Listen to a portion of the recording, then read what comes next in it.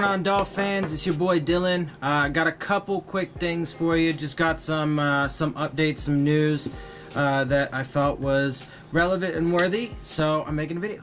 So let's see. First and foremost, the Dolphins have signed cornerback Dillon. We picked him up last year, I want to say from the Jags practice squad. I think it was like right before the Jags game too. So anyway, because we didn't have really a number 2 corner last year, and we were really hurting, so we needed somebody just to keep in mind for all those crazy Dolphins fans that want to trade Xavier Howard. But whatever, let's just make holes on the roster for absolutely no reason. That's cool. It's a good idea.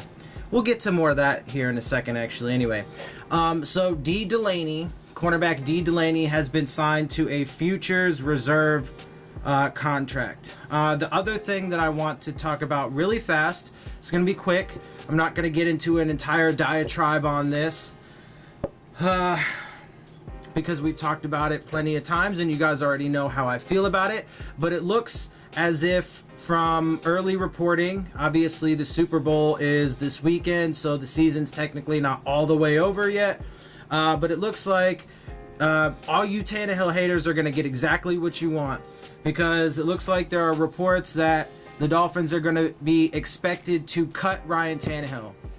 Now, first of all, let me read this tweet from Spot Track. The expected release of quarterback Ryan Tannehill will clear $13.1 million of 2019 cap space if done before June 1st, and $18.75 if designated after, which obviously you would do after to save more money. Great, okay, you get almost $19 million back, but now you don't have a quarterback at all. Congratulations. Now you have a weak free agent class to choose from, which you would still have to, you're still going to have, which, by the way, the 30-year-old holds $13.4 million of dead cap with the Dolphins. So that means you're going to have $13.4 million of dead cap for Ryan Tannehill, who you get rid of. Then you have no quarterback whatsoever, because who do we have? Nobody, right? So now you have no quarterback going into this year, which then sets you up for a couple things. Either you have a weak free agent class, in which if you do get anybody even decent, you're going to have to pay them a good amount of money,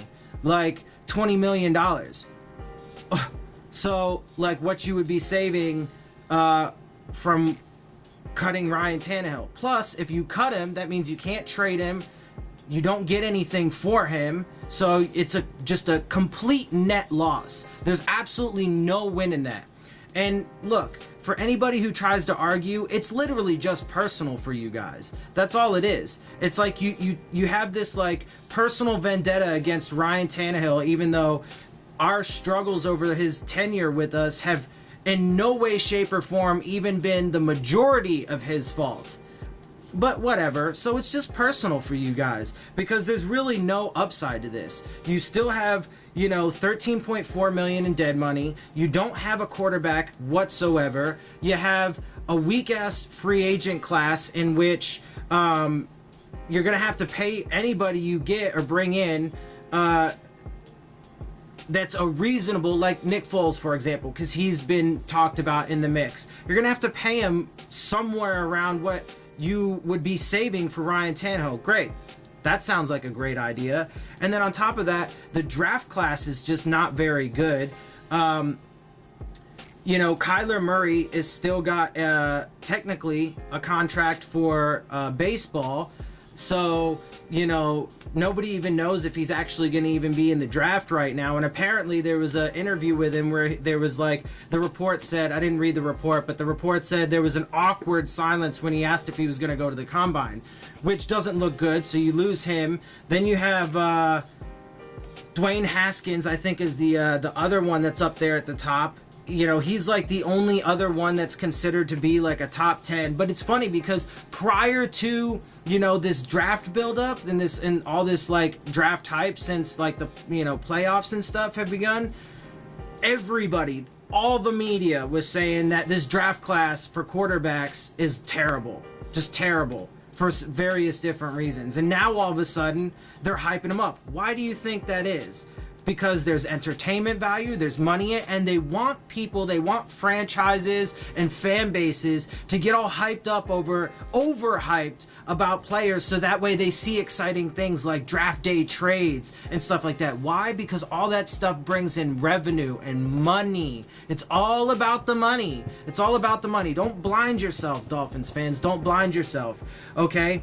So this draft class fucking sucks. And then what? So if we get into the draft, what? Are you going to trade away all of your draft capital so you can move up to go get a guy that you have absolutely no idea about? There's no guarantee that he's even going to start. I mean, if you cut Ryan Tannehill, he probably will. But then what? You take a quarterback in the first round and you don't have an offensive line that's going to be able to protect him, particularly if Juwan James leaves because he's going into free agency. Then you only have one player on that offensive line that you know anything about, and that's Laramie Tunsil. So if you lose Juwan James, whatever quarterback you bring in is going to get murdered. Congratulations, you're sentencing the guy to an early retirement. Happy day for you Dolphins fans who want to get get rid of Ryan Tannehill. Look, man, I mean, there's no upside to it. But hey, look, you guys are going to get what you want. All of the Tannehill haters, that is. I've had some conversations with some Tannehill haters recently. And I think, by the way, just real fast, it's so funny how people come up into the chat. I know a lot of the times they're trolls, and I don't got no problem with it. I enjoy intellectually crushing morons. So, they come up in here and they start talking all kinds of shit. They're acting like they're all big and everything like that. Like they got some sort of bravado behind a screen when they ain't in front of a person. So there's that. But then they start talking all this shit. They're illiterate as fuck, can't spell, no punctuation, no grammar. I'm sorry, but I'm an educated person. And I might talk a little ghetto, but that's because I get passionate about it, and that's kind of a little bit of my upbringing. So y'all can fuck yourself on that. But that's cool. I'm like Eminem, bro. You can't say nothing about me. I'll put it all out there before you even get the chance. Anyway, before I go off on some wild tangent I don't need to go on. So, they come up in here and they start talking all this shit, being like, oh, you're an idiot. But they don't never give no facts or data or reasoning or logic or anything behind their arguments. They're just like, you're an idiot and Tannehill sucks. You're cool. But it's cool. You know why? Because like I said, I enjoy intellectually crushing people. And then when I get done with you, I'll just toss you in the trash and send you on your way. I don't care, man. There's always going to be haters. And the funny thing about social media and stuff like that is there's obviously multiple ways to judge your success. And it's funny because one of those ways, obviously, the more subscribers you have, that's one of the predominant ways on Twitter, on Snapchat, on YouTube, subscribers and followers, right? Well, another way to judge is by how many haters you got. And I got a few now, so I embrace that. Come on, guys. I'm all about it. Let's have this battle. I don't shy away from that, so let's go. But anyway, so that's all I got for you guys. I hope, for all you open-minded, reasonable, logical Dolphins fans out there, or just fans in general, that like hearing a different perspective, you like hearing, somebody just keep it real, honest with you, tell it like it is, don't sugarcoat nothing, give you all the facts, all the data, all the context, all the relevant information. I'm your boy. So make sure, if you do like all of this and what I got for you, make sure you hit the subscribe button, make sure you hit the like button, make sure you hit the bell if you want to get the alerts for my videos. Make sure you leave your questions, comments, and concerns down in the comment section, because I love interacting with y'all. Whether, you're the homies, like Funky Monkey, shout out to you, bro. Jay Cray, all you guys. John Malone, I'm gonna forget people, so forgive me, y'all, but go ahead and get up in there, man. I love talking to y'all. I love when y'all hit me up and stuff like that. And of course, as always, make sure you follow me on Twitter at Dillon Tartaro. And with that, I am out. I will see y'all soon. Fins up.